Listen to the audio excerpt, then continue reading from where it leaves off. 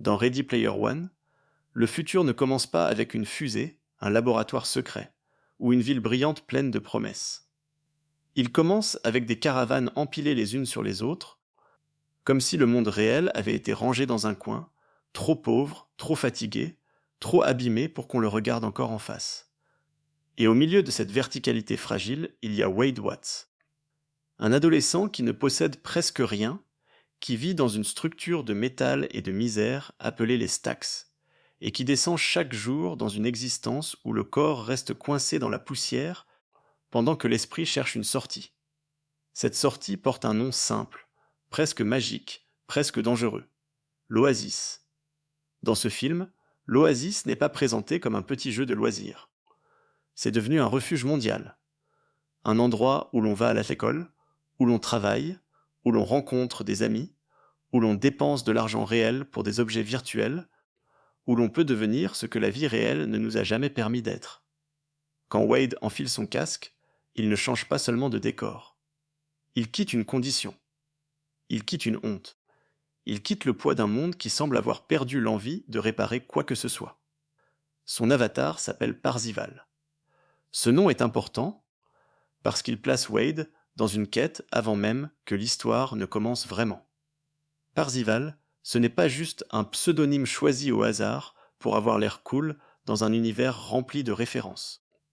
C'est le nom d'un chercheur, d'un chevalier, d'un garçon qui doit traverser des épreuves pour comprendre ce qu'il poursuit vraiment. Et dans Ready Player One, tout le film va jouer sur cette question. Wade cherche-t-il seulement à gagner, ou cherche-t-il à comprendre l'homme qui a construit le jeu? L'homme en question, c'est James Halliday. Halliday est mort, mais son absence domine tout. Il n'est plus là physiquement, pourtant chaque joueur de l'Oasis continue de vivre dans son imagination. Il a créé un monde tellement immense que sa disparition ne ferme rien.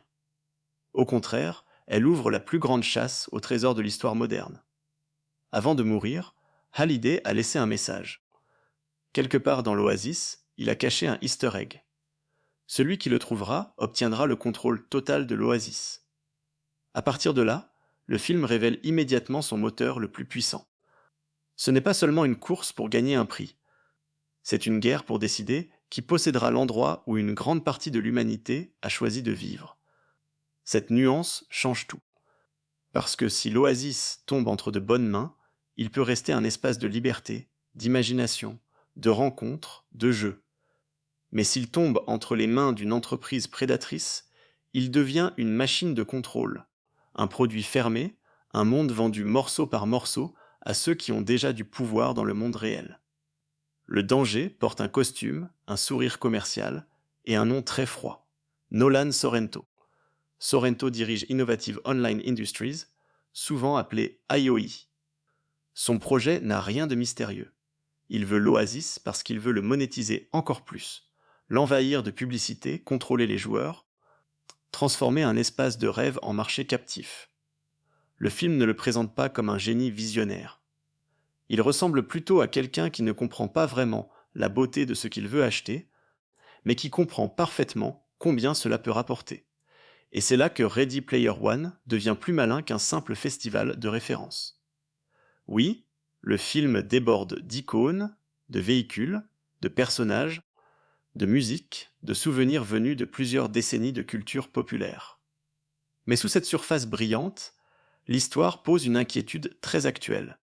Qu'arrive-t-il quand nos lieux d'évasion deviennent plus importants que nos lieux de vie? Et que se passe-t-il si ces lieux d'évasion sont contrôlés par ceux qui ne voient en nous que des utilisateurs, des données, des portefeuilles? Wade, au début, n'a pas encore toute cette vision. Il est un Gunther, un chasseur d'œufs, comme beaucoup d'autres. Il étudie Halliday avec une passion presque obsessionnelle.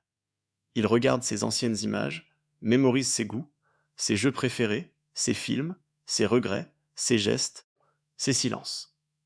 Les Gunther ne se contentent pas de jouer. Ils enquêtent sur une vie. Ils traitent la mémoire d'Hallyday comme une carte. Le premier grand obstacle, c'est une course.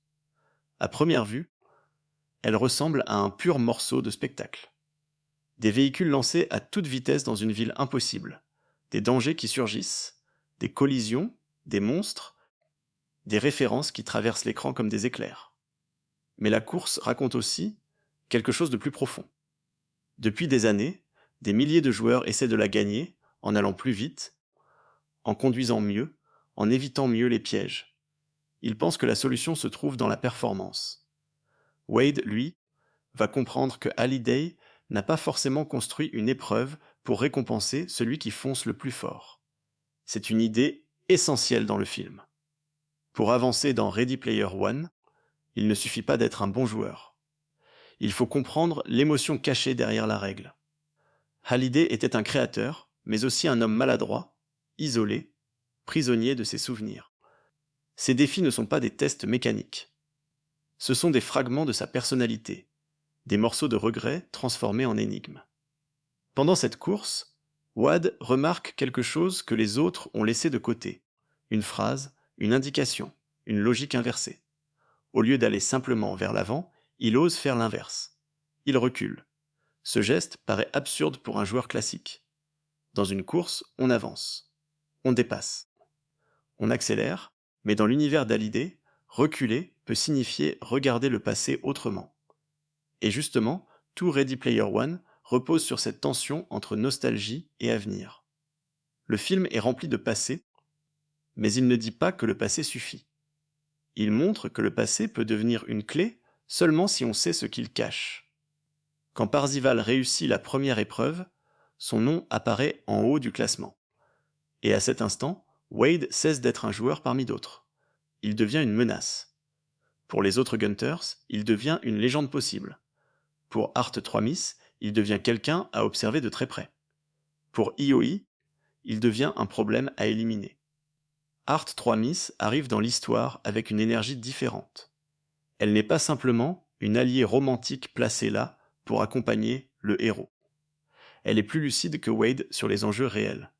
Elle connaît la brutalité d'IOI. Elle sait que cette chasse n'est pas seulement une aventure excitante. Elle sait que derrière les avatars et les défis, il y a des familles écrasées par des dettes, des joueurs enfermés dans des centres de travail, des vies que l'entreprise peut broyer sans hésitation. C'est ce contraste qui rend la relation entre Wade et Art 3 Miss intéressante dès le départ. Wade est fasciné par elle, presque trop vite, parce qu'il la voit d'abord à travers le filtre de l'Oasis. Elle est brillante, courageuse, impressionnante. Mais Art 3 Miss se méfie de cette fascination, parce qu'elle comprend le piège. Dans l'Oasis, on peut tomber amoureux d'une image avant de connaître une personne. On peut confondre une silhouette virtuelle avec une vérité humaine. Et Ready Player One insiste beaucoup sur cette confusion. Les avatars permettent de se révéler, mais aussi de se cacher. Ils peuvent protéger une blessure ou fabriquer un mensonge. Ils donnent de la liberté, mais ils rendent aussi la confiance plus fragile. Quand Wade parle à Art 3 Miss, il croit se rapprocher d'elle. Pourtant, il ne sait pas encore vraiment qui elle est, ce qu'elle a perdu, ce qu'elle risque, ni pourquoi elle refuse de traiter la quête comme un simple jeu. Autour d'eux, d'autres joueurs vont former peu à peu une sorte de famille virtuelle. H, Daito, Sho. Le film ne les introduit pas comme une équipe parfaitement organisée dès le début. Ils existent d'abord comme des présences dans l'Oasis, des noms, des voix, des avatars, des compagnons de combat dans un monde où l'identité réelle reste volontairement floue. Ce flou donne au film une de ses idées les plus attachantes. Parfois, une amitié commence dans un lieu artificiel, mais l'émotion, elle, ne l'est pas forcément. Aetch, surtout, représente ce lien quotidien que Wade prend peut-être pour acquis. Dans l'Oasis, Aesh est son meilleur ami, son garagiste, son soutien, celui qui partage la culture du jeu et la complicité des joueurs expérimentés. Mais le film garde une carte importante pour plus tard. Derrière chaque avatar se trouve une réalité que Wade ne contrôle pas. Et cette réalité va l'obliger à grandir. Pour le moment, Wade savoure sa première victoire. Il gagne la première clé. Il reçoit une pièce de monnaie spéciale, un objet qui semble presque secondaire au premier regard, mais qui aura une importance cruciale plus tard. Ready Player One aime ce genre de détails. Un objet donné tôt, dans l'excitation du moment, peut devenir un point de bascule quand tout semble perdu. Dans un bon jeu, rien n'est totalement décoratif. dans une bonne histoire non plus. Mais cette victoire attire Aoi. Sorrento ne veut pas simplement battre Wade dans le jeu.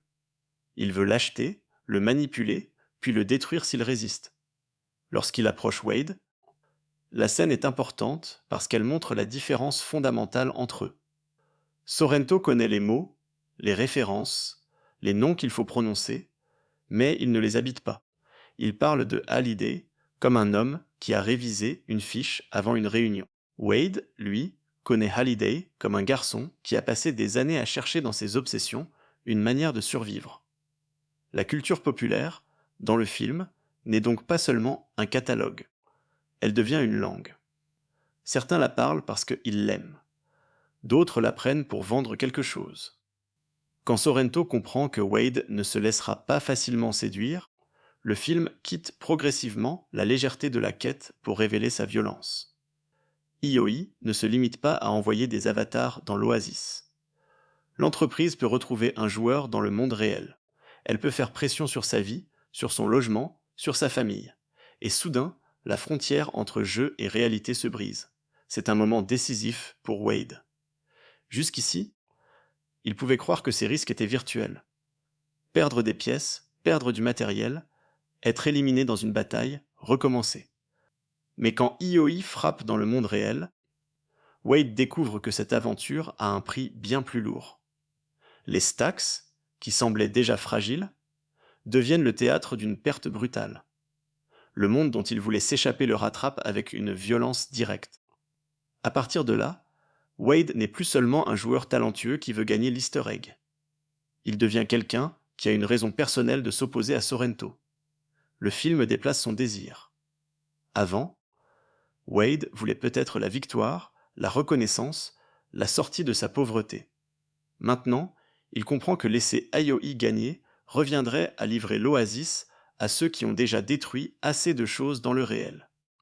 Cette bascule donne une autre couleur au spectacle. Parce que Ready Player One peut être regardé comme une grande aventure visuelle, rapide, pleine de clins d'œil et de batailles numériques. Mais le cœur du film n'est pas seulement dans la vitesse. Il est dans cette question plus intime. Comment un garçon qui se cachait dans un monde virtuel va-t-il apprendre à agir dans le monde réel? Et cette question va devenir de plus en plus forte à mesure que la quête d'Hallyday se transforme en enquête sur ses regrets. Car pour comprendre les clés, Wade et ses alliés devront comprendre ce que Hallyday a raté dans sa propre vie. Pas seulement ses jeux préférés, pas seulement ses films cultes, ses peurs, ses silences, son incapacité à saisir une chance humaine quand elle était devant lui. Le premier niveau a montré qu'il fallait parfois reculer pour avancer. La suite va montrer quelque chose de plus douloureux. Il y a des parties qu'on perd non pas parce qu'on manque de talent, mais parce qu'on n'ose pas prendre la main de quelqu'un au bon moment. Cette idée du regret devient la vraie porte secrète du film. Au début, beaucoup de joueurs pensent encore que Hallyday a construit ses épreuves autour de ses obsessions les plus visibles. Les voitures, les jeux vidéo, les films cultes, les codes cachés, les références que seuls les passionnés peuvent reconnaître. Mais plus Wade avance, plus il comprend que la mémoire de Hallyday fonctionne autrement. Elle ne protège pas seulement ses passions, elle protège ses blessures. Et dans cette mémoire, il y a une femme dont le nom revient comme une note douce, presque interdite. Kira. Kira n'est pas présente dans le film comme un personnage actif au sens classique. Elle appartient au passé. Pourtant, son absence pèse sur toute la quête. Elle était liée à Ogden Morrow, le cofondateur de l'Oasis, mais aussi au grand regret sentimental de Hallyday. Le film ne transforme pas cela en mélodrame appuyé.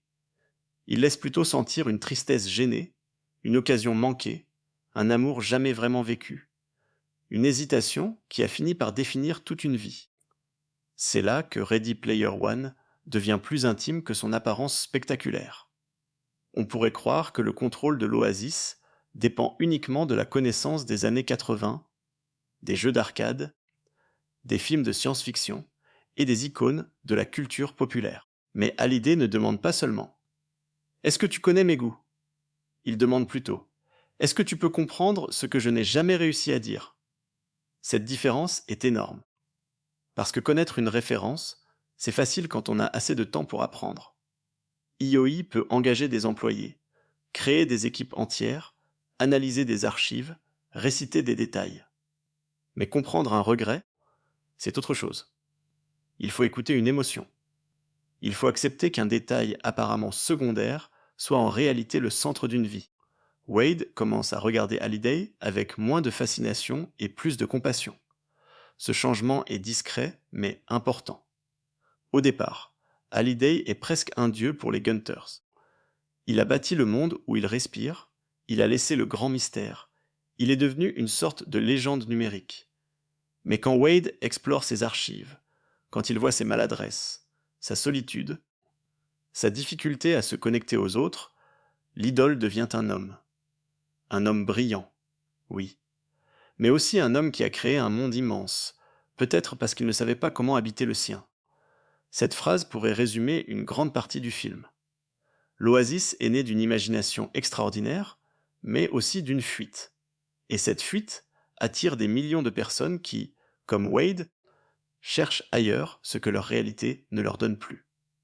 Ready Player One ne condamne pas brutalement cette fuite. Le film comprend son pouvoir. Il comprend pourquoi l'Oasis est beau, pourquoi il est grisant, pourquoi il peut sauver quelqu'un de l'isolement. Mais il montre aussi que l'évasion devient dangereuse quand elle remplace complètement la vie. Pour Wade, cette leçon passe par Art 3 Miss. Après le choc provoqué par IOI, Wade se retrouve entraîné dans un monde plus concret, plus risqué. Art 3000 n'est plus seulement une silhouette aperçue au volant d'une moto, dans une course impossible. Elle devient Samantha, une personne réelle, avec une histoire, une douleur, une cause. Sa méfiance envers IOI n'a rien d'abstrait. Elle a vu ce que cette entreprise peut faire. Elle sait que les centres de loyauté, avec leurs dettes et leur travail forcé déguisé, ne sont pas une simple menace de décor. Ils incarnent la version la plus brutale du capitalisme de l'Oasis. Quand tu perds dans le réel, on peut t'enfermer pour te faire payer dans le virtuel. Wade, lui, est encore en train d'apprendre à mesurer ce danger. Il est sincère, courageux, intelligent, mais il a aussi quelque chose d'impulsif.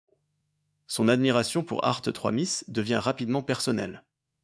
Trop personnelle, peut-être, parce qu'il confond la proximité de l'aventure avec la vérité d'une relation.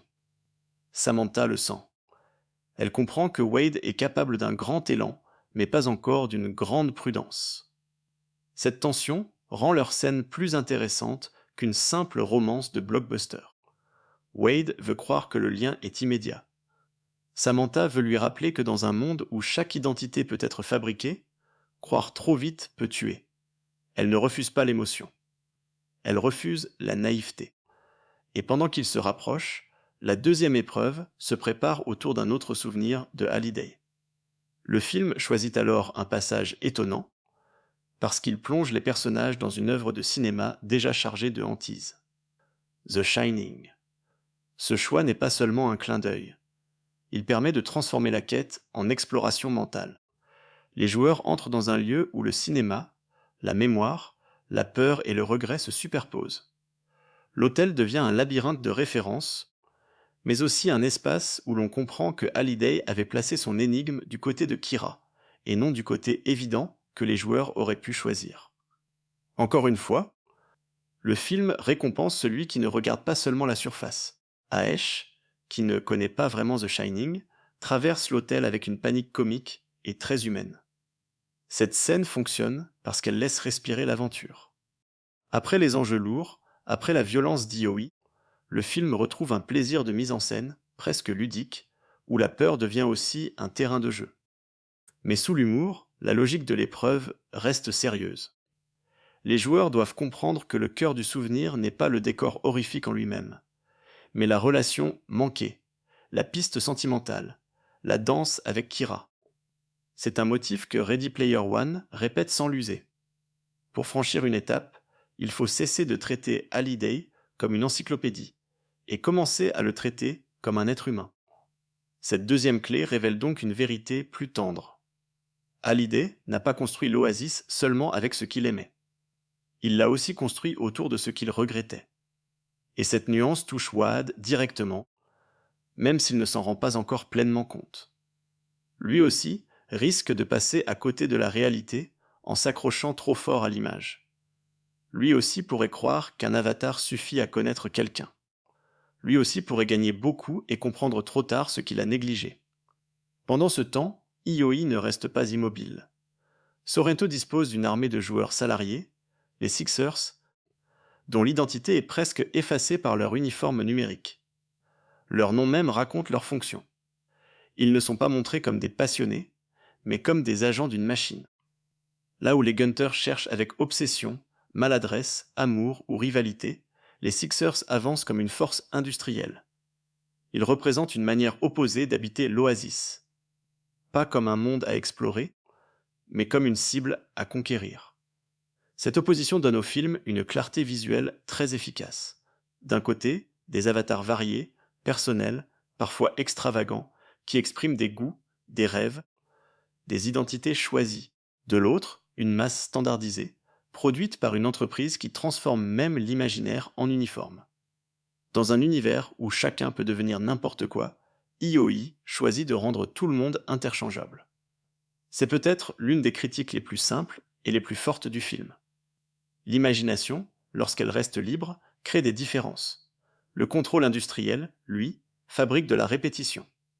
Sorrento, malgré ses ressources, reste toujours légèrement en retard sur le vrai sens des énigmes. Il peut avoir les meilleures machines, les meilleurs analystes, les meilleures équipes, mais il lui manque cette part de sincérité que Halliday a cachée au centre de ses défis. Cela ne veut pas dire que Wade est pur ou parfait.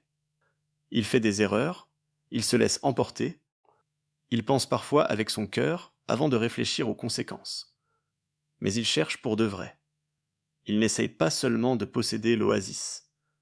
Il essaie de comprendre pourquoi Halliday l'a laissé derrière lui. La différence devient de plus en plus visible. Lorsque Samantha est capturée et envoyée dans un centre d'IOI, le film fait entrer brutalement l'exploitation dans le récit. Ce n'est plus seulement une menace racontée de loin. On voit comment le système absorbe les corps. Les joueurs qui doivent de l'argent perdent leur liberté, branchés à des postes, forcés d'exécuter des tâches dans l'oasis pour rembourser une dette qui semble faite pour ne jamais finir. La science-fiction devient alors sociale, presque carcérale. Le casque n'est plus un outil d'évasion, il devient une chaîne. Ce retournement est important parce qu'il montre que la technologie n'a pas une seule nature. Le même monde virtuel peut être un refuge pour Wade, une scène de liberté pour Art 3 Miss, un atelier créatif pour Aech, un territoire de compétition pour les Gunters et une prison économique pour ce qu'IOI possède. L'oasis change de sens selon celui qui le contrôle. Samantha, une fois enfermée, ne devient pas passive. Au contraire, son courage prend une forme plus concrète. Elle infiltre le système de l'intérieur, utilise son intelligence, garde son sang-froid et transforme sa captivité en occasion de résistance. C'est une autre manière pour le film de corriger Wade. Le héros n'est pas celui qui sauve tout seul depuis l'extérieur. Parfois, la personne en danger agit déjà, pense déjà, risque déjà quelque chose avant même qu'on vienne la libérer. Wade et ses amis doivent alors passer de l'équipe virtuelle à l'alliance réelle. Cette transition est l'un des grands mouvements du film. Les liens formés dans l'oasis doivent survivre au choc de la rencontre physique. Les voix doivent devenir des visages. Les avatars doivent laisser place à des corps, à des âges, à des histoires qu'on n'avait pas imaginées. Quand Wade découvre la vraie Aech, le film joue d'abord sur la surprise, puis sur l'évidence. L'amitié ne disparaît pas parce que l'apparence change. Elle devient même plus forte, parce qu'elle traverse enfin le mensonge possible des images. Ce moment est précieux dans Ready Player One, parce qu'il ne ridiculise pas l'attachement virtuel. Il ne dit pas que tout ce qui existe en ligne est faux. Il dit plutôt que le lien devient plus complet quand on accepte la personne derrière la projection. L'Oasis a permis à Wade et Etch de se trouver. Le réel leur demande maintenant de se reconnaître. Peu à peu, la petite équipe comprend que gagner l'Easter egg ne suffira pas si IOI contrôle le terrain, les joueurs, les accès, les corps. Il faut jouer, oui, mais il faut aussi organiser une résistance. Et c'est là que Wade commence vraiment à changer de rôle. Il n'est plus seulement Parzival, le joueur célèbre au sommet du classement. Il doit devenir Wade, le garçon capable de parler aux autres, de rassembler, de prendre une responsabilité qui dépasse son propre score. La quête d'Hallyday était personnelle. La guerre contre IOI devient collective. Et cette évolution prépare la dernière partie du film, celle où le jeu va cesser d'être un secret réservé aux meilleurs chasseurs pour devenir un appel lancé à tous les habitants de l'Oasis. Car si Sorrento veut transformer ce monde en propriété privée, Wade doit rappeler à chacun que l'Oasis n'a jamais été aussi vivant que lorsqu'il appartenait à l'imagination de tous. Cette idée d'imagination partagée devient l'arme la plus puissante de Wade. Jusqu'ici, IOI a toujours agi comme une organisation fermée. Elle possède des employés, des serveurs, des soldats numériques, des centres de dette, des véhicules, des armes, et surtout une stratégie fondée sur la domination. Elle pense que si assez de ressources sont concentrées au même endroit, alors l'Oasis finira par tomber comme n'importe quel marché. Pour Sorrento, la victoire est une opération industrielle. On isole l'objectif, on verrouille la zone, on écrase la concurrence, puis on signe le contrôle. Mais l'Oasis n'est pas un bâtiment que l'on peut acheter en silence. C'est un monde rempli de témoins. Et Wade comprend que, pour battre IOI, il ne suffit pas de résoudre l'énigme plus vite. Il faut transformer la quête en cause commune. Il faut faire sentir aux joueurs que ce qui est en jeu leur appartient aussi. Pas juridiquement peut-être. Pas encore. Mais émotionnellement, culturellement, humainement. Chaque joueur a laissé quelque chose de lui-même dans l'Oasis. Un avatar, une amitié, une victoire, une honte surmontée, une apparence choisie, un endroit où il s'est senti plus libre qu'ailleurs. Quand Wade lance son message, il ne parle donc pas seulement comme un compétiteur. Il parle comme quelqu'un qui vient de comprendre ce que la perte signifierait. Si IOI gagne, l'Oasis ne disparaîtra peut-être pas du jour au lendemain. Les serveurs fonctionneront encore. Les avatars bougeront encore. Les joueurs se connecteront encore. Mais quelque chose d'essentiel aura été remplacé. La liberté deviendra une interface. L'aventure deviendra un abonnement. Le rêve deviendra un produit sous surveillance. C'est cette peur qui rassemble les joueurs. La réponse est massive, presque mythologique. Des avatars de tous les styles, de toutes les tailles, de toutes les références, de toutes les identités visuelles se tournent vers le même champ de bataille. Le film libère alors sa dimension la plus spectaculaire. L'écran devient une collision de mémoire populaire, de créatures, de machines, de héros empruntés à des mondes différents. Et pourtant, au milieu de ce chaos, l'enjeu reste clair. Tout ce désordre coloré existe parce que l'Oasis permet à chacun de choisir son apparence, son symbole, sa façon d'entrer dans la bataille. La bataille finale n'est donc pas seulement une scène d'action numérique. C'est un vote par le mouvement. Une foule de joueurs refuse que son monde soit confisqué. IOI, de son côté, dresse une barrière autour du dernier défi. Sorrento tente de protéger l'accès comme on protège un coffre-fort. Il sait que la troisième clé est proche. Il sait que s'il gagne cette étape, le contrôle de l'Oasis peut basculer définitivement. Les Sixers travaillent sans relâche, alignés devant la dernière énigme, cherchant mécaniquement la solution. Ils jouent, perdent, recommencent. Leur obstination est impressionnante, mais elle reste vide. Ils cherchent la combinaison gagnante, pas le sens de l'épreuve. Le dernier défi tourne autour d'un jeu vidéo ancien, Adventure. Ce choix pourrait sembler minuscule après l'ampleur visuelle du film. Après les courses gigantesques, les hôtels hantés, les batailles d'Avatar et les armées d'IOI, on pourrait attendre un défi final plus grand, plus explosif, plus spectaculaire. Mais Hallyday choisit quelque chose de presque archaïque. Un jeu simple en apparence, avec ses formes rudimentaires, son langage visuel minimal, sa logique venue des débuts du jeu vidéo domestique. Et c'est justement là que se cache la beauté de l'épreuve. Les Sixers pensent qu'il faut gagner. Ils traitent le jeu comme un obstacle classique. Trouver la bonne méthode, terminer la partie, obtenir la récompense. Mais Hallyday ne récompense pas la victoire au sens habituel. Il récompense la découverte de l'easter egg caché dans Adventure, ce geste fondateur de la culture du secret dans le jeu vidéo. Ce que le créateur veut honorer, ce n'est pas la domination du jeu par le joueur, mais la curiosité, le désir de regarder derrière le décor, la joie de découvrir qu'un créateur a laissé une trace invisible pour celui qui prend le temps de chercher autrement. Cette idée boucle magnifiquement tout le film. Depuis le début, Wade gagne parce qu'il ne joue pas seulement pour finir. Il joue pour comprendre. Il recule dans une course parce qu'il comprend la logique d'Holiday. Il regarde Kira comme le centre émotionnel d'un souvenir, pas comme une note secondaire. Et maintenant, face à Adventure, il comprend que le but n'est pas d'écraser le jeu, mais d'y trouver la marque intime du créateur. Dans Ready Player One, l'Easter egg devient donc plus qu'un objet de chasse.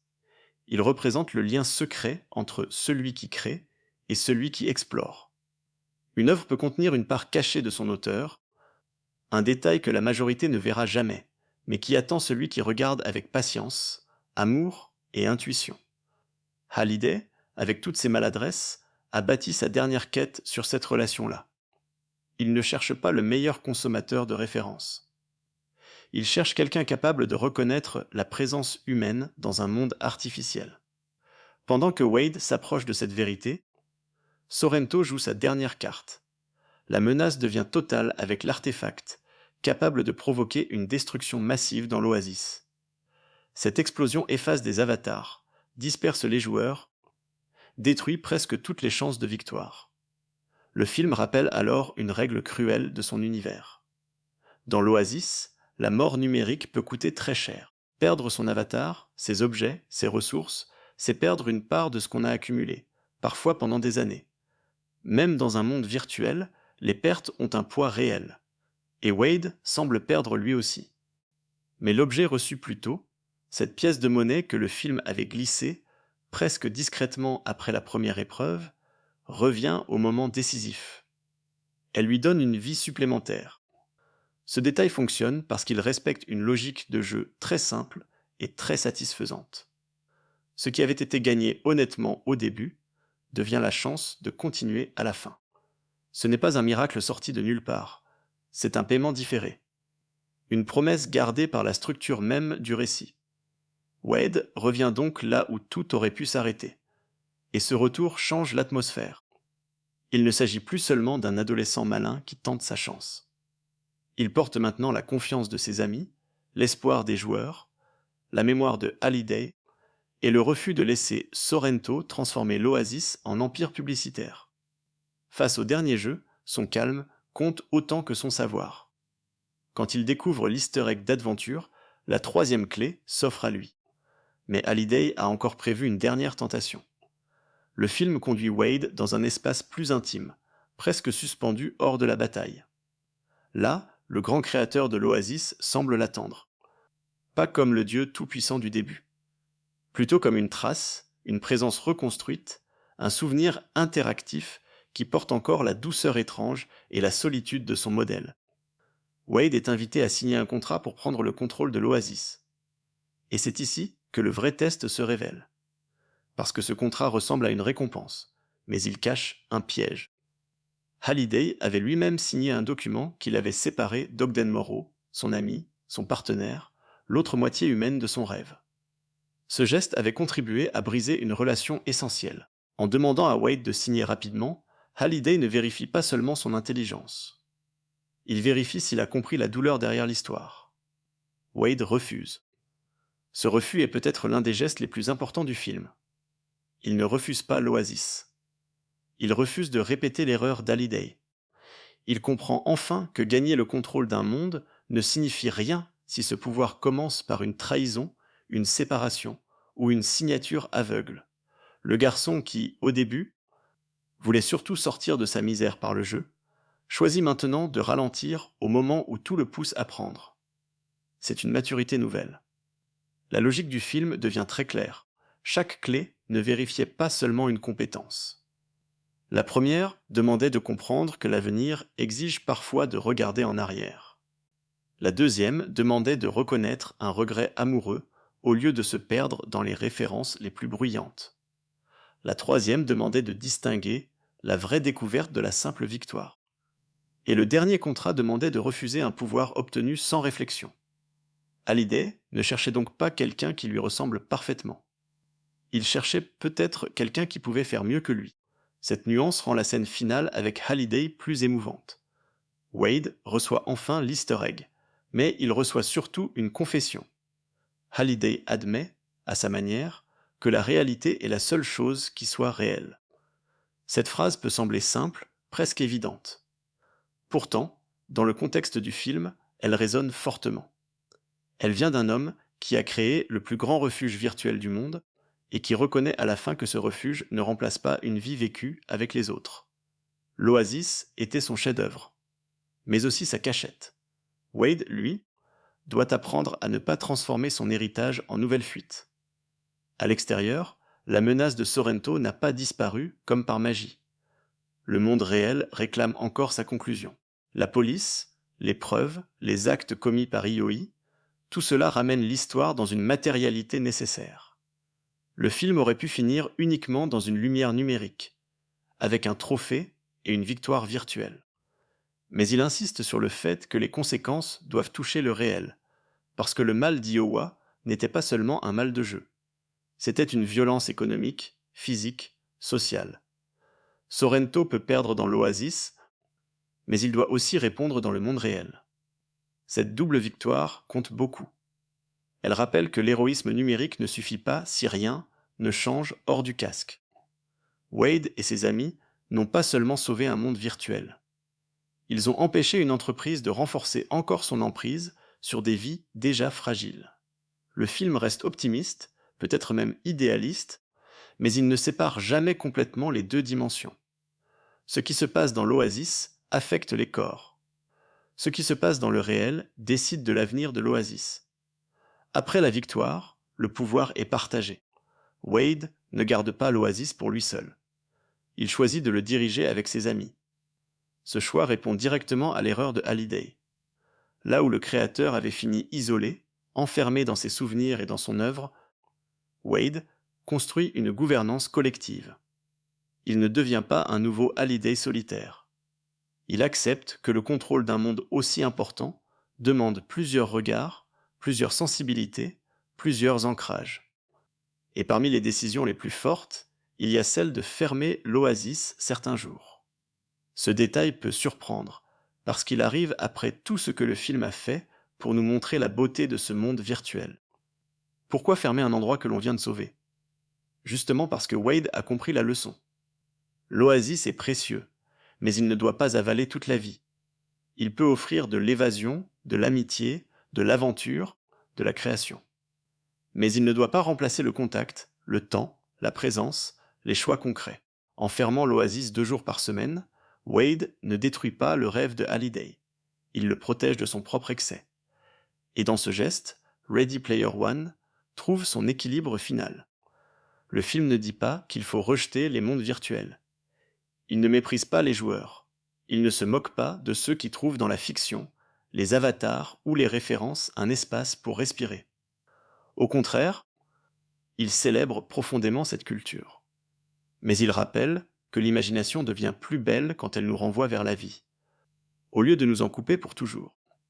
Ce choix final de Wade donne au film une conclusion plus calme que sa bataille. Après tout le bruit, toutes les explosions, toutes les silhouettes célèbres croisées dans l'Oasis, Ready Player One termine sur une idée presque simple. Un monde virtuel peut être immense, fascinant, techniquement merveilleux, mais il ne doit jamais devenir plus important que la main que l'on tient dans le réel. Wade, au départ, rêvait d'échapper à sa vie. À la fin, il ne renonce pas au rêve, mais il apprend à ne plus disparaître dedans. Ce mouvement donne aussi une autre lecture de son lien avec Samantha. Dans l'Oasis, Arthur était une figure presque légendaire pour lui. Elle représentait la compétence, le mystère, le courage, l'élégance du joueur qui ne se laisse pas impressionner. Mais dans le réel, Samantha n'est pas réduite à cette image. Elle porte une marque, une blessure visible, une histoire qu'elle ne voulait pas laisser définir son identité. Le film aurait pu traiter cette révélation comme un simple moment romantique, avec une morale facile sur l'apparence. Il fait quelque chose de plus intéressant. Il montre que Wade doit apprendre à regarder sans transformer la personne en fantasme. Samantha n'a pas besoin d'être sauvée par le regard de Wade. Elle a besoin d'être reconnue comme elle est, avec sa force, ses contradictions, ses peurs, sa colère contre Ioi, et son désir de ne pas être enfermée dans le rôle que les autres projettent sur elle. Ce qu'elle apporte à Wade, ce n'est pas seulement une histoire d'amour. C'est une exigence. Elle l'oblige à sortir de son confort de joueur, à comprendre que la lutte ne se gagne pas seulement par intelligence, mais par engagement. Aek joue un rôle différent, mais tout aussi essentiel. Son amitié avec Wade raconte la beauté et le risque des liens virtuels. Dans l'Oasis, Aek est une présence solide, drôle, inventive, une personne chez qui Wade peut se sentir en sécurité. Quand la vérité physique apparaît, le film ne casse pas ce lien. Il le réorganise. Il dit au spectateur que l'identité numérique peut être un masque, mais pas forcément une tromperie. Parfois, le masque protège une vérité jusqu'au moment où la confiance permet de l'offrir. C'est une nuance importante. Surtout pour un film sorti à une époque où la vie en ligne était déjà au centre des relations sociales, mais où la méfiance envers les identités virtuelles restait très forte. Ready Player One ne prend pas une position simpliste. Il ne dit pas que l'Oasis est faux et que le réel est pur. Le réel du film est brutal, inégal, pauvre, exploité. L'Oasis, lui, peut être généreux, créatif, libérateur. Mais l'Oasis peut aussi devenir une prison. Et le réel peut redevenir un lieu de courage, si les personnages acceptent d'y agir. Cette tension rend Hallyday plus tragique. Car Hallyday n'est pas seulement le créateur excentrique d'un monde virtuel. Il est aussi l'exemple de ce qui arrive quand le refuge devient un remplacement. Sa timidité, sa maladresse émotionnelle, sa difficulté à vivre une relation simple, tout cela semble s'être déplacé dans son œuvre. Il a créé l'Oasis comme un espace où l'imagination n'aurait presque aucune limite. Mais il n'a pas réussi à franchir certaines limites dans sa propre vie. Il pouvait construire des planètes numériques. Il ne pouvait pas dire ce qu'il ressentait à Kira au bon moment. Ce paradoxe donne au personnage une douceur mélancolique. Hallyday est célébré par des millions de joueurs. Mais la quête qu'il laisse derrière lui ressemble moins à un triomphe qu'à une lettre d'excuses codée. Chaque clé permet de revisiter une erreur. Chaque énigme oblige Wade à comprendre un morceau d'humanité derrière la technologie. Et le dernier message, celui qui affirme que la réalité est la seule chose réelle, n'annule pas l'Oasis. Il lui donne une limite morale. Ogden Morrow, de son côté, représente l'autre versant de cette histoire. Pendant longtemps, il reste comme une silhouette à la périphérie, un ancien partenaire, une présence liée à un conflit passé. Mais son rôle devient crucial parce qu'il incarne ce que Hallyday a perdu: l'amitié, la collaboration, l'équilibre humain. L'Oasis n'est pas né d'un seul génie isolé. Il vient aussi d'un duo brisé. Et ce détail compte parce que le film se méfie de l'idée du créateur solitaire tout-puissant. Même Hallyday, avec tout son talent, avait besoin d'un autre regard. Quand Wade refuse de signer le contrat, il répare symboliquement cette fracture. Il ne devient pas seulement l'héritier technique de Hallyday. Il devient quelqu'un capable de ne pas reproduire sa solitude. C'est pour cela que le partage du pouvoir à la fin n'est pas une simple décision pratique. C'est le vrai progrès moral du héros. Wade gagne parce qu'il comprend qu'un monde ne devrait pas dépendre d'un seul homme, même si cet homme est brillant. Le film, évidemment, fonctionne aussi comme une gigantesque déclaration d'amour à la culture populaire. Mais cette déclaration d'amour a été parfois mal comprise. Certains spectateurs ont vu Ready Player One comme une accumulation de références, un défilé d'icônes reconnaissables, une sorte de musée numérique où l'on s'amuse à identifier tel véhicule, tel personnage, telle musique, telle créature. Et il est vrai que le film joue beaucoup avec ce plaisir de reconnaissance. Il suffit parfois d'une apparition furtive pour réveiller un souvenir chez le spectateur. Un son, une silhouette, une voiture, un mouvement de caméra, et tout un imaginaire personnel se rallume. Mais la référence, dans le meilleur du film, n'est pas seulement une décoration. Elle agit comme une mémoire partagée.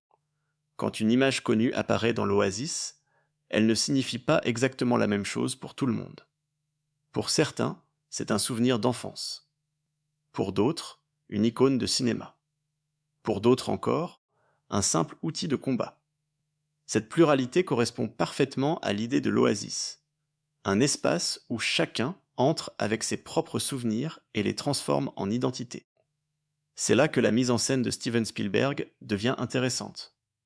Spielberg aurait pu traiter ce matériau avec cynisme, comme un simple catalogue de propriétés culturelles.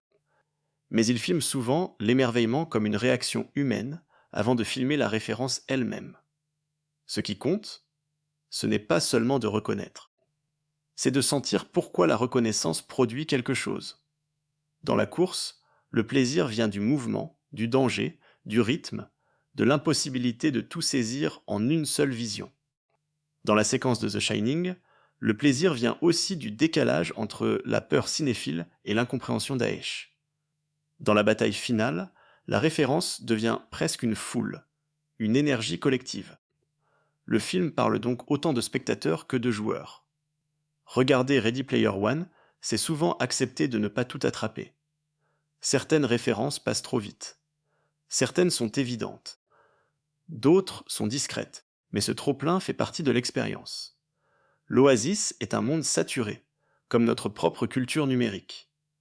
On y navigue au milieu d'images déjà vues, de symboles recyclés, de souvenirs qui ne nous appartiennent pas toujours, mais qui circulent autour de nous. Le film ne demande pas au spectateur d'être expert en tout. Il lui demande de comprendre ce que cette saturation fait à notre manière de rêver. Et au centre de cette saturation, Wade doit apprendre à distinguer l'amour de la possession. C'est exactement le problème de Sorrento. Lui aussi veut l'oasis. Lui aussi a étudié Hallyday. Lui aussi connaît certaines références. Mais son rapport à la culture est entièrement extractif. Il ne veut pas préserver un monde parce qu'il l'aime. Il veut l'exploiter parce qu'il sait que d'autres l'aiment. Cette différence est très actuelle. Beaucoup de choses précieuses dans la culture deviennent vulnérables dès qu'une entreprise comprend qu'une communauté y tient profondément. L'attachement devient une ressource. La nostalgie devient un marché. La passion devient une cible commerciale. Ready Player One met cette inquiétude en images simples. Les Sixers ne sont pas seulement des méchants anonymes. Ils sont la forme militarisée de la consommation organisée. Ils travaillent en masse, ils optimisent, ils répètent, ils obéissent. Leur présence retire au jeu son imprévisibilité. En face, les Gunters sont parfois désordonnés, excessifs, obsessionnels, mais ils ont encore un lien personnel avec ce qu'ils cherchent. Le film ne les idéalise pas totalement, mais il leur donne une chaleur que l'armée d'Iwa n'a jamais. Cette opposition traverse aussi la question de la nostalgie. La nostalgie peut être une force merveilleuse quand elle nous aide à comprendre ce qui nous a formés. Elle peut créer des ponts entre générations, réveiller des émotions, donner envie de partager des œuvres, des jeux, des films, des musiques. Mais elle peut aussi devenir un piège si elle nous enferme dans la répétition. Hallyday lui-même est un personnage nostalgique jusqu'à la douleur. Il vit entouré de souvenirs, et ses défis montrent que le passé peut contenir autant de clés que de prisons. Wade doit donc apprendre à utiliser la nostalgie sans s'y noyer. C'est pourquoi son geste final compte autant. Fermer l'oasis certains jours, aimer Samantha dans le réel, partager le pouvoir avec ses amis, refuser le contrat piégé, tout cela montre qu'il ne veut pas simplement habiter le musée de Hallyday. Il veut continuer après lui. Il veut que l'héritage reste vivant, et un héritage vivant ne peut pas être une répétition éternelle des mêmes images. Le film pose alors une question qui dépasse largement son intrigue. Comment transmettre une culture sans la transformer en cage ? Ready Player One répond par le mouvement. Les références existent, mais elles ne doivent pas bloquer les personnages dans le passé. Les avatars existent, mais ils ne doivent pas remplacer les personnes. Le jeu existe, mais il ne doit pas avaler la vie. Le créateur existe, mais il ne doit pas être adoré au point qu'on oublie ses erreurs. La technologie existe, mais elle doit rester au service d'une expérience humaine. C'est cette tension qui donne au film son énergie particulière. Sous ses couleurs vives, ses poursuites impossibles et ses clins d'œil constants, Ready Player One raconte finalement l'histoire d'un héritage dangereux. Halliday laisse derrière lui un monde magnifique, mais aussi une responsabilité énorme. Wade l'obtient parce qu'il comprend que la vraie question n'est pas de savoir comment gagner l'Oasis, mais comment ne pas le trahir une fois qu'on l'a gagné. Et cette responsabilité va continuer à résonner après la fin, parce que le film ne ferme pas toutes les questions. Il nous montre une victoire, oui. Il nous montre des amis réunis, un couple qui choisit la réalité, une entreprise stoppée, un monde virtuel sauvé. Mais il nous laisse aussi devant une inquiétude plus vaste. Si des millions de personnes ont besoin de l'Oasis pour supporter leur existence, alors sauver l'Oasis ne suffit peut-être pas. Il faudra aussi se demander pourquoi le monde réel est devenu si difficile à habiter. Cette dernière question donne à Ready Player One une ombre que l'on oublie parfois derrière son énergie spectaculaire. Le film est souvent résumé par ses images les plus visibles. La course folle, les avatars célèbres, les batailles numériques, les références qui surgissent comme des feux d'artifice. Pourtant, dès les premières minutes, il nous montre un futur qui n'a rien d'un rêve. Les stacks ne sont pas une simple décoration de science-fiction. Elles racontent un monde où la pauvreté s'est installée verticalement, où les logements s'entassent parce que l'espace manque, où les familles survivent dans une précarité qui semble devenue normale. Le réel, dans Ready Player One, n'est pas seulement ennuyeux. Il est humiliant. C'est pour cela que l'Oasis attire autant. On pourrait croire que les gens y vont parce qu'ils aiment jouer. Et oui, le plaisir du jeu est partout. Mais le film suggère quelque chose de plus profond. Beaucoup de personnes entrent dans l'Oasis parce que le monde extérieur ne leur offre plus assez de dignité. Dans le virtuel, elles peuvent choisir leur apparence. Dans le réel, elles subissent leurs conditions. Dans le virtuel, elles peuvent voler, combattre, apprendre, créer, rencontrer. Dans le réel, elles vivent sous des structures rouillées, dans des économies brisées, sous la menace des dettes. Cette opposition rend l'Oasis presque irrésistible. Et c'est aussi ce qui le rend dangereux. Car plus le réel devient invivable, plus le virtuel devient indispensable. Et plus il devient indispensable, plus ceux qui veulent le contrôler gagnent du pouvoir. IOI ne cherche pas seulement à acheter une plateforme populaire. L'entreprise veut contrôler une nécessité émotionnelle mondiale. Elle sait que les gens reviendront, même si les conditions empirent, parce qu'ils n'ont pas vraiment d'alternative. Là se trouve la cruauté de Sorrento. Il ne crée pas le besoin d'évasion, il l'exploite. Le film parle donc d'une addiction possible, mais aussi d'une dépendance sociale. Wade n'est pas accro à l'Oasis, comme on caricature parfois un joueur enfermé dans son écran. Il s'y réfugie parce que sa vie réelle ne lui donne presque aucune perspective. Cela ne rend pas sa fuite entièrement saine, mais cela la rend compréhensible. Il ne faut pas juger Wade trop vite. Quand le monde ne vous offre ni sécurité, ni horizon, ni reconnaissance, le premier endroit où vous pouvez être quelqu'un devient plus qu'un loisir. Il devient une forme de survie. C'est là que Ready Player One devient plus humain. Le film ne montre pas ses joueurs comme des personnes ridicules qui auraient perdu le sens de la vraie vie. Il les montre comme des gens qui cherchent quelque chose que la vraie vie leur refuse. De la puissance, de la beauté, du lien, de l'aventure, parfois simplement un espace où leur corps, leur origine, leur pauvreté ou leur solitude ne décident pas immédiatement de leur valeur. L'Oasis donne une seconde peau à ceux qui n'aiment plus la première. Mais cette seconde peau a un coût. Dans l'Oasis, tout semble possible, mais tout peut aussi être acheté, perdu, volé, monétisé. Les objets ont une valeur, les armes ont une valeur, les améliorations ont une valeur. Les dettes peuvent poursuivre les joueurs jusqu'au réel. Et la frontière entre amusement et économie devient floue. Ce flou est central dans le film. L'Oasis est merveilleux parce qu'il est ouvert à l'imaginaire, mais inquiétant parce qu'il transforme l'imaginaire en marché permanent. Quand IOI veut injecter encore plus de publicité dans l'espace visuel des joueurs, le film pousse cette logique jusqu'à l'absurde, mais l'absurde n'est pas si loin de nous. Il suffit d'imaginer un monde où chaque regard peut être vendu, chaque seconde d'attention mesurée, chaque désir anticipé.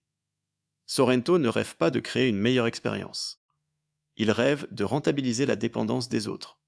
Et face à cela, Wade doit apprendre que sauver l'Oasis ne signifie pas seulement battre un méchant. Il doit préserver une possibilité de liberté dans un système qui cherche à transformer chaque liberté en transaction. Ce n'est pas un combat facile, parce que l'Oasis lui-même contient déjà cette ambiguïté. Même sans IOI, il reste une plateforme immense, centralisée, capable d'absorber des vies entières. Le film choisit une réponse optimiste. Wade et ses amis prennent le contrôle, imposent des limites, ferment l'accès certains jours et rendent l'espace plus humain. Mais cette réponse, volontairement lumineuse, laisse une question en arrière-plan. Combien de temps une bonne intention peut-elle protéger un monde aussi puissant? C'est peut-être l'un des aspects les plus intéressants de la fin. Wade gagne parce qu'il est sincère, parce qu'il a compris Hallyday, parce qu'il ne veut pas répéter les erreurs du passé. Mais il hérite d'un pouvoir immense. Même partagé, ce pouvoir reste vertigineux. Des millions de personnes dépendent de l'Oasis. Des économies entières peuvent y circuler. Des relations, des écoles, des carrières, des rêves s'y construisent. Gouverner cela n'est pas seulement administrer un jeu. C'est toucher à la structure même de la société. Le film ne développe pas toutes les conséquences politiques de cette situation, mais il les laisse deviner. Quand un espace virtuel devient plus important que beaucoup d'institutions réelles, celui qui le contrôle possède une influence énorme sur les comportements, les émotions, les rencontres, les choix de consommation, les formes de travail. Sorrento voulait utiliser cette influence de façon brutale et cynique. Wade veut l'utiliser avec respect, mais Ready Player One nous invite tout de même à regarder le pouvoir avec prudence, même quand il tombe entre de bonnes mains.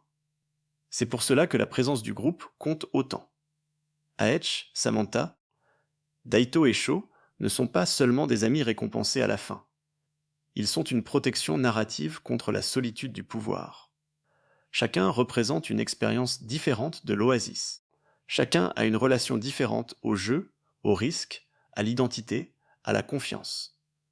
Ensemble, ils empêchent Wade de devenir un nouveau créateur isolé, enfermé dans ses propres certitudes.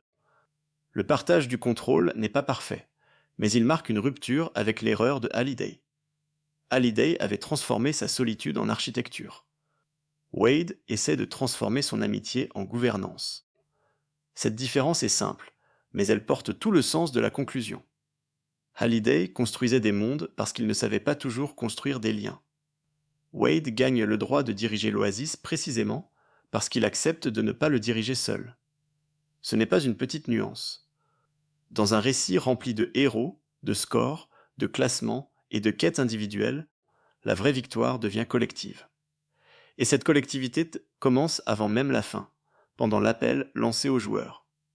Cette scène fonctionne parce qu'elle renverse la logique habituelle du héros élu. Wade n'entre pas seul dans la bataille finale pour prouver qu'il est supérieur aux autres. Il appelle les autres parce qu'il sait que l'Oasis ne peut être sauvée que par ceux qui l'habitent. Il ne demande pas seulement de l'aide. Il rappelle à chacun sa part de responsabilité. La liberté d'un monde partagé ne se protège pas depuis un podium. Elle se protège quand ceux qui y vivent refusent ensemble sa confiscation. C'est aussi une belle manière de relire le titre du film. Ready Player One semble d'abord désigner le joueur individuel, celui qui appuie sur Start, celui qui commence l'aventure, celui qui se prépare à entrer dans le jeu. Mais à mesure que l'histoire avance, ce joueur numéro 1 devient moins important que la communauté qui l'entoure. Wade commence comme un garçon solitaire dans une cachette, branché à un monde qui lui donne une identité plus grande que son quotidien. Il termine comme quelqu'un qui comprend que le premier joueur ne gagne vraiment que s'il permet aux autres de rester libres. Le titre garde donc son énergie de jeu d'arcade, mais le film lui donne une dimension humaine. Être prêt, ici, ne veut pas seulement dire connaître les règles. Cela veut dire être prêt à choisir, prêt à refuser un contrat, prêt à regarder la personne derrière l'avatar, prêt à sortir du casque, prêt à reconnaître que le passé peut guider, mais ne doit pas enfermer, prêt à gagner sans tout garder pour soi. Cette progression est visible dans la manière dont Wade se tient face à Hallyday à la fin. Au début, Wade aurait sans doute accepté n'importe quel signe de reconnaissance venant de son idole. Il aurait voulu être validé par le créateur, choisi par lui, distingué des autres Gunters. Mais quand arrive le moment le plus important, Wade ne se contente pas d'obéir, il doute, il observe. Il refuse la signature. Il devient capable de dire non à celui qu'il admirait. C'est une forme de maturité très forte. Grandir, ce n'est pas seulement comprendre son héros, c'est aussi reconnaître là où il s'est trompé. Le film parle ainsi de transmission sans idolâtrie.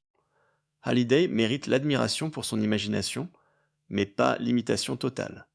Ses œuvres peuvent inspirer Wade, ses souvenirs peuvent guider la quête, ses erreurs peuvent enseigner. Mais Wade doit ajouter quelque chose qui lui appartient. Sinon, l'héritage ne serait qu'une répétition.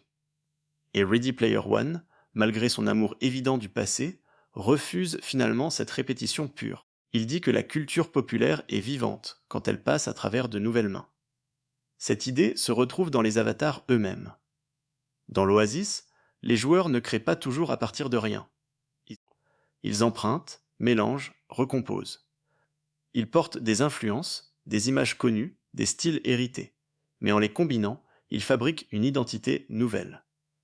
Le film fonctionne de la même manière.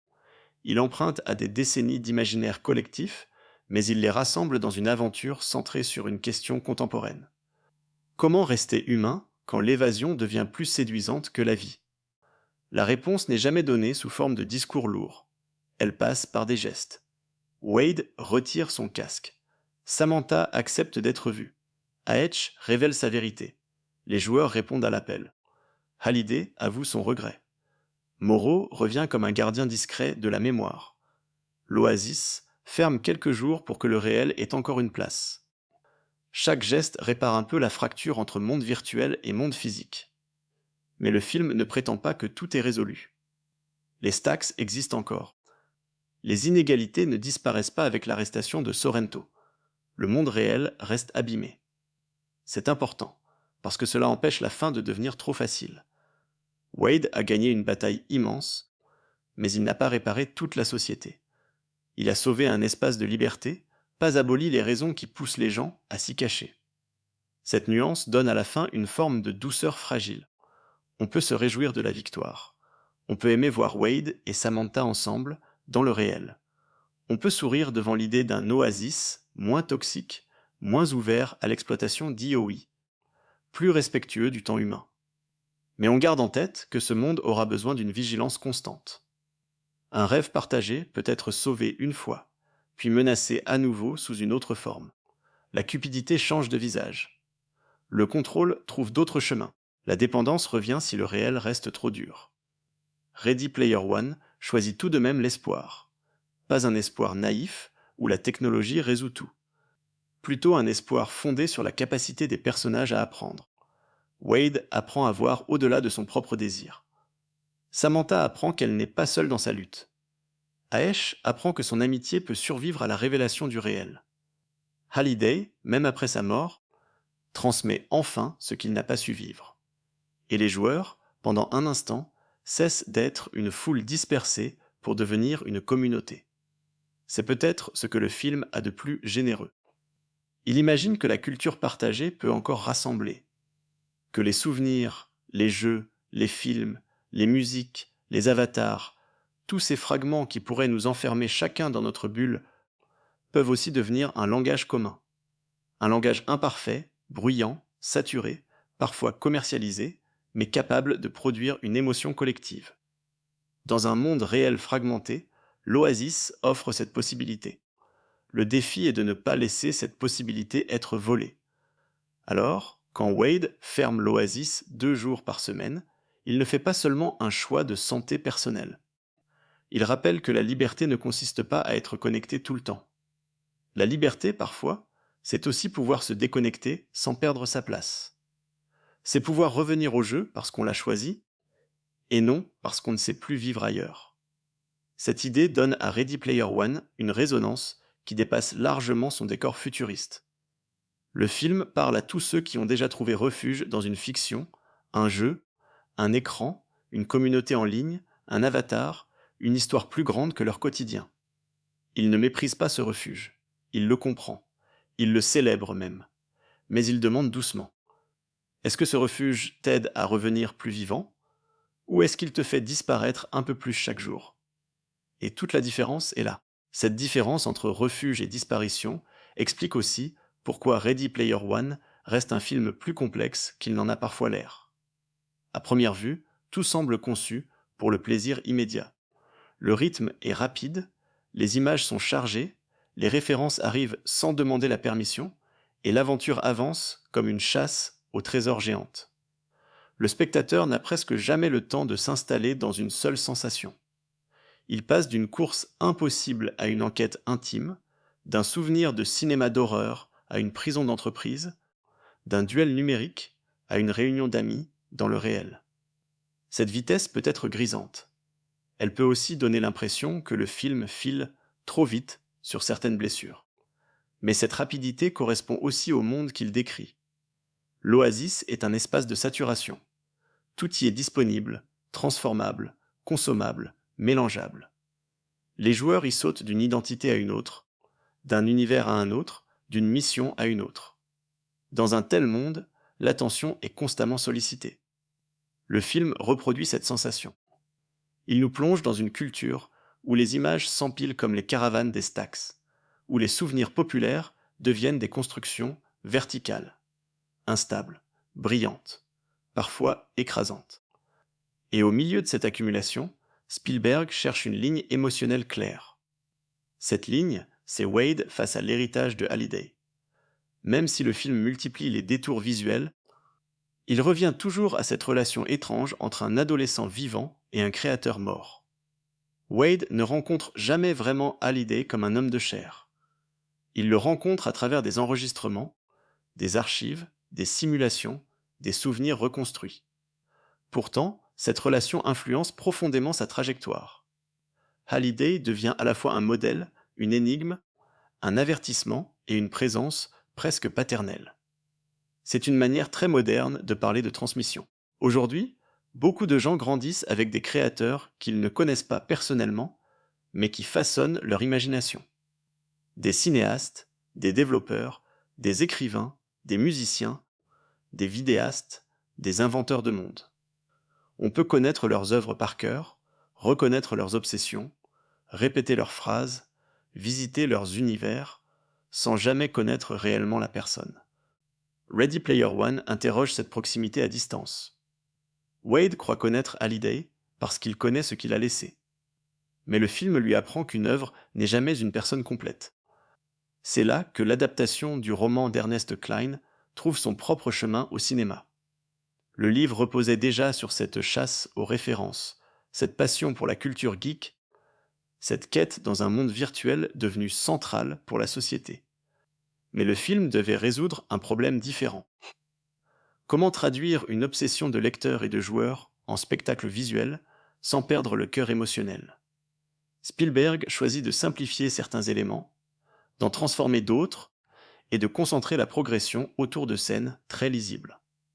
La course, la plongée dans The Shining, le dernier défi autour d'Adventure. Chaque étape devient une grande pièce de cinéma, immédiatement identifiable, avec sa propre texture. Cette adaptation ne cherche pas seulement à recopier, elle réorganise. Et cette réorganisation peut diviser. Certains spectateurs attachés au roman peuvent regretter des changements, des absences, des épreuves transformées, des détails déplacés. C'est normal. Une adaptation d'un univers aussi référentiel crée forcément des attentes très précises. Mais le film doit fonctionner autrement qu'un livre. Il doit donner au regard une trajectoire directe. Il doit rendre visible ce qui, dans la lecture, pouvait se construire par accumulation mentale. Il doit choisir, couper, accélérer, concentrer. Le résultat ressemble moins à un inventaire complet qu'à une grande attraction narrative. Ce mot, attraction, n'est pas péjoratif ici. Spielberg a souvent compris que le cinéma populaire peut être à la fois mouvement, émerveillement, tension et émotion simple. Dans Ready Player One, il retrouve une forme d'énergie de parc d'aventure, mais avec une inquiétude contemporaine derrière la lumière. On s'amuse, oui. On reconnaît des choses, oui. On se laisse porter par la virtuosité numérique. Mais l'histoire continue de rappeler que le plaisir a besoin d'un cadre moral. Sans ce cadre, l'émerveillement devient une marchandise comme une autre. C'est pourquoi Sorrento fonctionne malgré sa simplicité apparente. Il n'est pas un méchant très mystérieux. Il ne cache pas une philosophie complexe.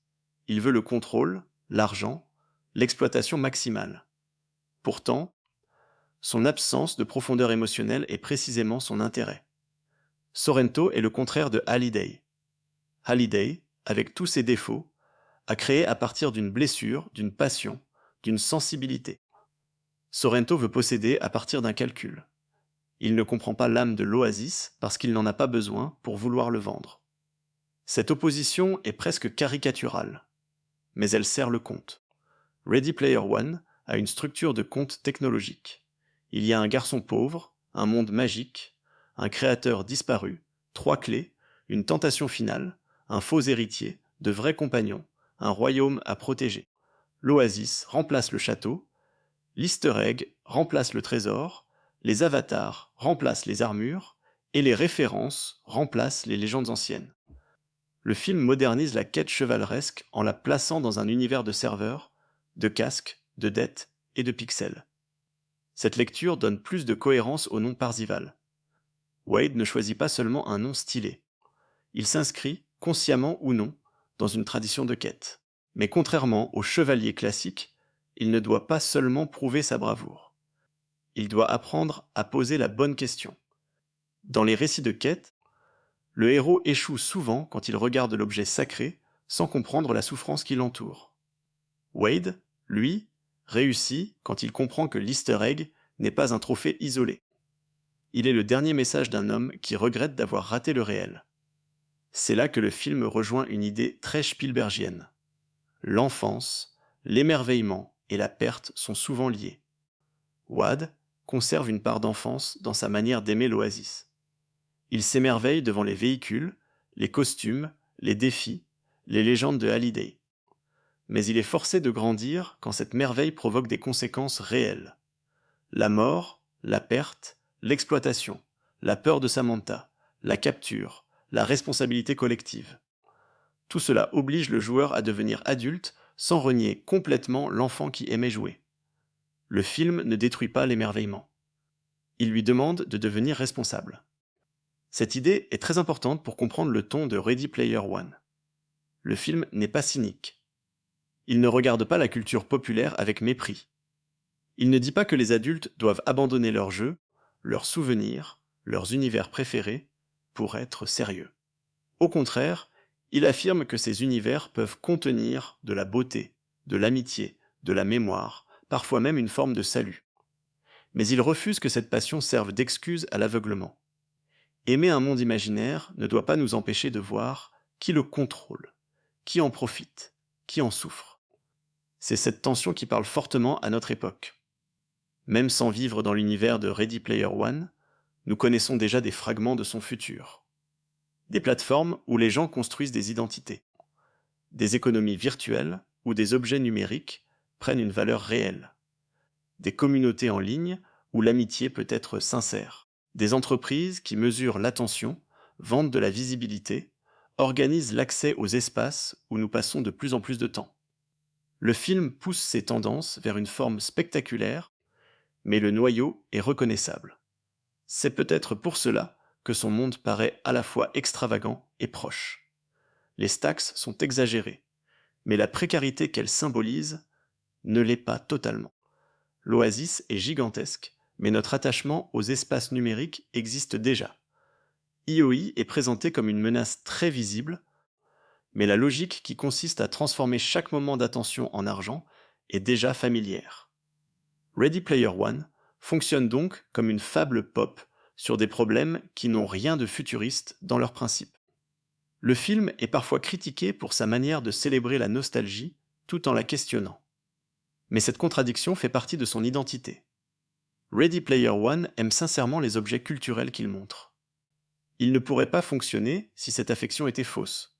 En même temps, il sait que l'amour du passé peut être manipulé. Cette ambivalence est précieuse. La nostalgie n'est pas mauvaise en soi.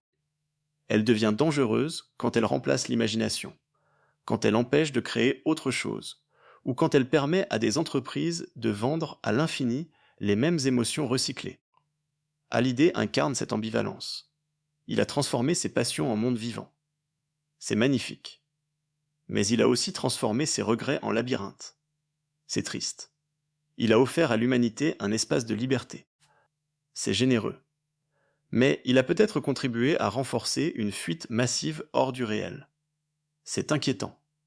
Le personnage ne se laisse donc pas réduire à un simple génie bienveillant. Il est une figure tendre, mais problématique. Son héritage doit être accepté, corrigé, limité. Wade devient digne de cet héritage parce qu'il comprend justement qu'il ne doit pas l'adorer aveuglément. Cette idée donne au film une sagesse discrète. Beaucoup de récits de fans célèbrent le fait de tout savoir. Ready Player One commence presque comme cela. Les meilleurs sont ceux qui connaissent le plus de détails sur Hallyday.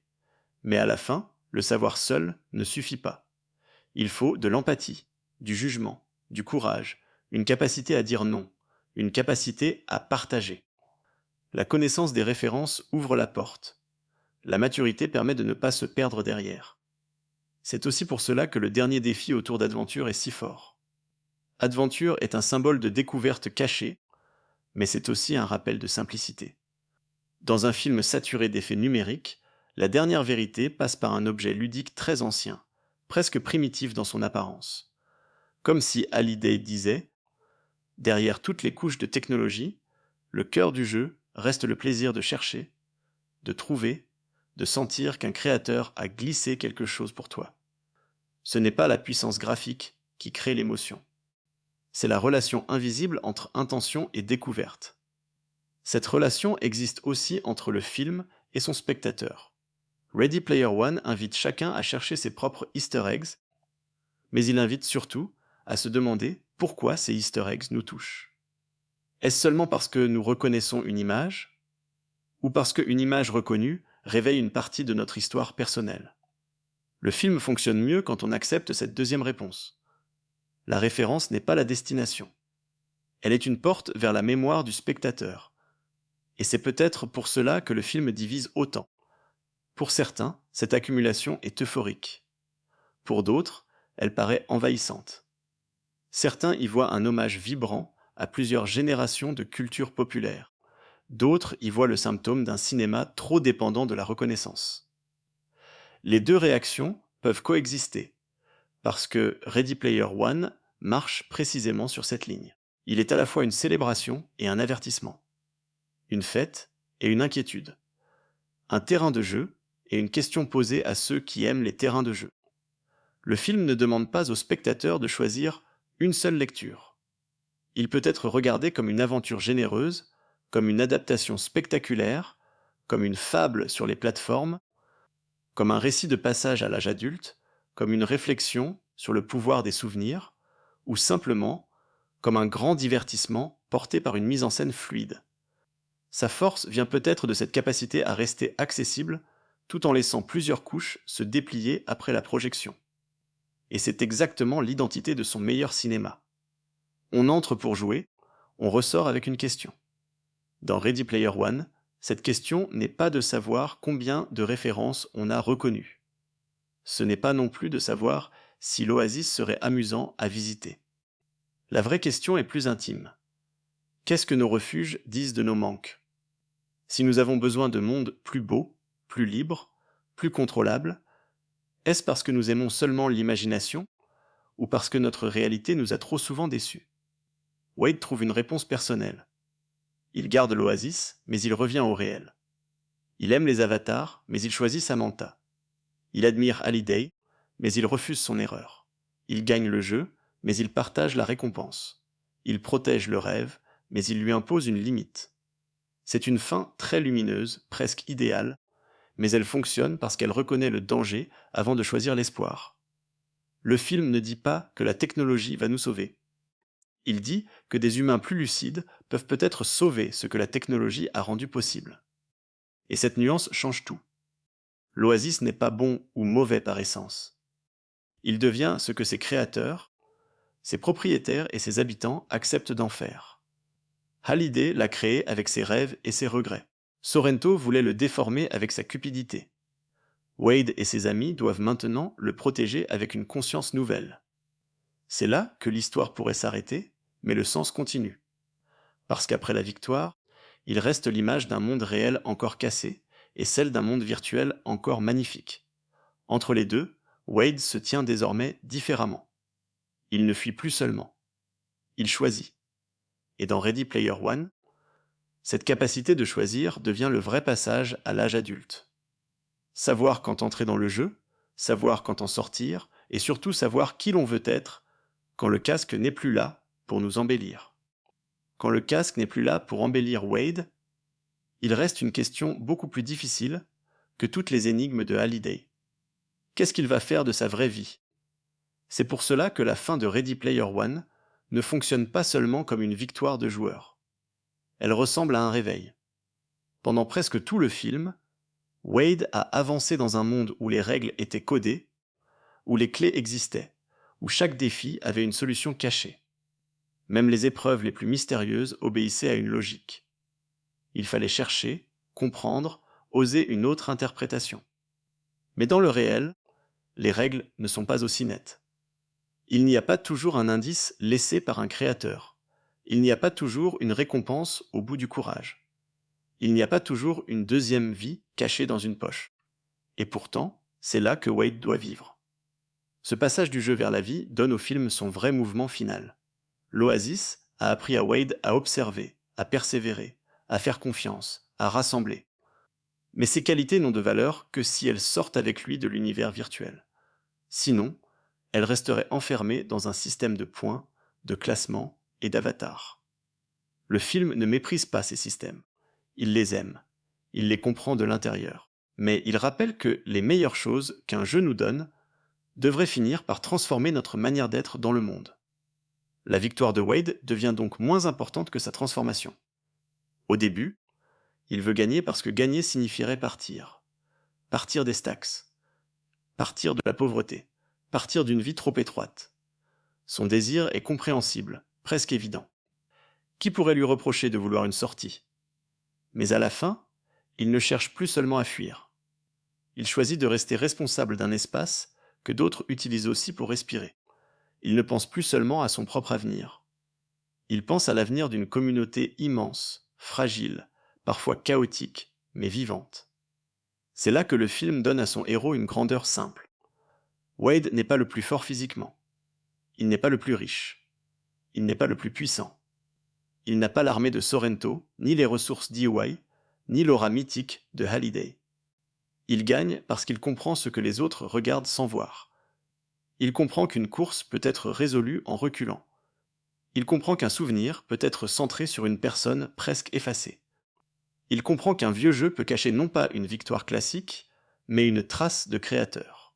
Et surtout, il comprend qu'un contrat peut être une répétition de fautes, même quand il ressemble à une récompense. Cette intelligence n'est pas seulement technique, elle est morale. Ready Player One nous dit que la vraie compréhension ne consiste pas à accumuler des informations. Beaucoup de personnages savent des choses. Les équipes d'IOI peuvent apprendre des faits, analyser des archives, réciter des références, calculer des probabilités.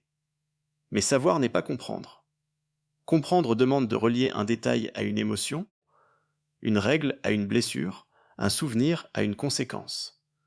Wade ne devient pas digne de l'Oasis parce qu'il connaît mieux la culture populaire que tout le monde. Il devient digne parce qu'il finit par écouter ce que cette culture cache de solitude, de désir, d'erreur et de regret. C'est une nuance très importante parce que le film aurait pu tomber dans une célébration superficielle du fan qui sait tout. Au contraire, il montre les limites de cette posture. La connaissance peut devenir froide, compétitive, presque vide, si elle ne sert qu'à dominer les autres. Sorrento en est la version la plus cynique, mais même les Gunters peuvent être pris dans cette obsession du classement. Hallyday lui-même, d'une certaine manière, a transformé sa propre vie en archive à décoder.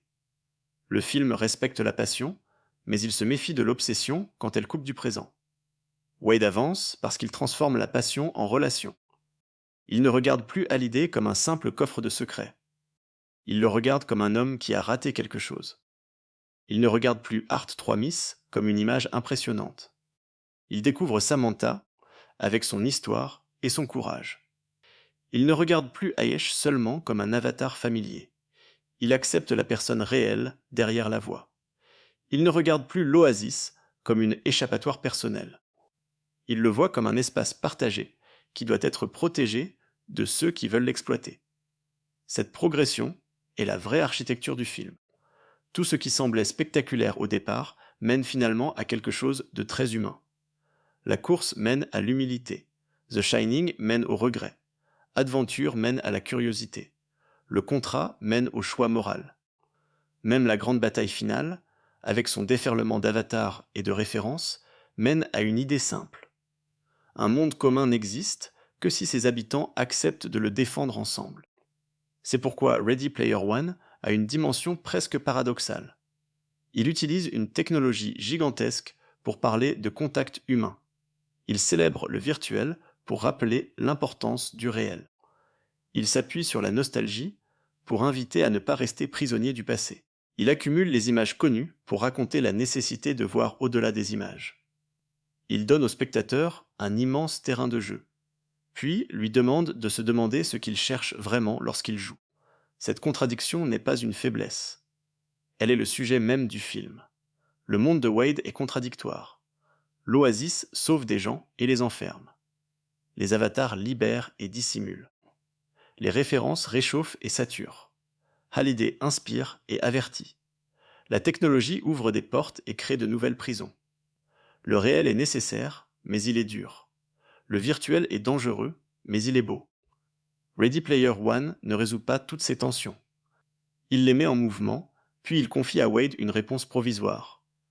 Aimer le rêve, mais ne pas lui donner toute la place. La décision de fermer l'Oasis certains jours résume cette réponse. Elle peut sembler presque naïve, surtout si l'on pense à l'ampleur économique et sociale d'un tel monde. Mais symboliquement, elle est très forte. Elle affirme qu'un système, même extraordinaire, doit accepter une limite. Elle affirme que l'attention humaine ne devrait pas être capturée sans repos. Elle affirme qu'un espace numérique sain n'est pas celui qui nous retient le plus longtemps possible, mais celui qui nous laisse revenir au réel sans nous punir. Dans un univers dominé par la connexion permanente, cette limite devient un acte de résistance. Et cette résistance n'est pas contre le jeu. Elle est contre la disparition. Wade ne ferme pas l'Oasis parce qu'il déteste ce que Hallyday a créé. Il le ferme parce qu'il l'aime assez pour l'empêcher de devenir une cage. C'est peut-être la plus belle différence entre lui et Sorrento. Sorrento veut garder les utilisateurs connectés pour les rentabiliser. Wade veut que les joueurs puissent se déconnecter pour rester humains. L'un voit l'attention comme une ressource. L'autre commence à la voir comme une part de vie. Cette idée résonne fortement au-delà du film. Nous vivons déjà avec des mondes qui demandent notre présence, nos gestes, nos clics, nos regards, nos habitudes. Nous savons déjà ce que cela signifie de se réfugier dans un écran pour oublier une journée trop lourde. Nous savons déjà que les espaces numériques peuvent créer de vraies amitiés, mais aussi absorber des heures sans qu'on les sente passer. Nous savons déjà que la nostalgie peut être douce, puis devenir une marchandise. Ready Player One exagère tout cela avec les moyens du blockbuster, mais il ne l'invente pas complètement. C'est pour cela que le film garde une force particulière. Il ne se contente pas de montrer un futur spectaculaire. Il grossit des tendances déjà présentes pour nous obliger à les regarder. La précarité qui pousse à la fuite. Les plateformes qui deviennent des mondes. Les entreprises qui veulent contrôler l'expérience. Les communautés qui se forment autour d'objets culturels. Les identités que l'on construit en ligne. Les souvenirs que l'on transforme en avatars. Tout cela existe déjà sous des formes moins extrêmes. L'Oasis est un miroir agrandi, mais un miroir agrandi peut aussi déformer. Ready Player One reste un film d'aventure. Il choisit la clarté, l'émotion directe, l'espoir. Il ne va pas jusqu'au bout de toutes les questions sociales qu'il soulève. Il ne répare pas vraiment le monde réel. Il ne montre pas comment Wade et ses amis vont gérer politiquement, économiquement, humainement, un espace aussi immense. Il ne détaille pas les résistances qui pourraient apparaître après IOI. Il préfère terminer sur une note de confiance. Mais cette confiance correspond à son genre. Le film n'est pas une dystopie froide. C'est une fable populaire, un récit de quête, un conte numérique où le héros apprend que le trésor n'a de valeur que s'il ne détruit pas la vie autour de lui. Dans ce cadre, l'espoir n'est pas une erreur, il est une proposition. Le film nous dit « Et si ceux qui aiment vraiment un monde étaient capables de mieux le protéger que ceux qui veulent seulement le posséder ?» Cette question donne à l'histoire une chaleur que beaucoup de récits technologiques n'ont pas. Souvent, la science-fiction sur les mondes virtuels insiste surtout sur la manipulation, l'illusion, la perte du réel. Ready Player One garde cette inquiétude, mais il refuse de réduire le virtuel à un mensonge. Pour Wade, l'Oasis a été un lieu de découverte. Pour Aesh, un lieu d'expression. Pour Samantha, un champ de lutte. Pour Daito et Sho, un espace d'alliance. Pour des millions d'autres joueurs, un territoire de liberté. Le film reconnaît que quelque chose de vrai peut naître dans un lieu artificiel. Mais il ajoute que cette vérité doit accepter l'épreuve du réel. Une amitié virtuelle devient plus forte quand elle survit à la rencontre. Un amour né dans l'oasis devient plus profond quand il regarde un visage sans filtre. Une communauté numérique devient plus courageuse quand elle agit contre une menace concrète. Une victoire de jeu devient plus juste quand elle empêche une oppression économique. À chaque fois, le film fait passer le virtuel par le réel pour lui donner du poids. C'est ce qui rend la dernière image émotionnelle de Wade et Samantha si importante. Elle ne dit pas que l'aventure est terminée parce qu'ils sont ensemble. Elle dit plutôt que Wade a enfin trouvé une présence qu'il ne veut pas remplacer par une projection. Il a passé tant de temps à chercher des clés dans le monde de Halliday qu'il découvre maintenant une autre forme de clé, plus simple, plus risquée aussi. La relation directe, le regard, la proximité, le temps partagé.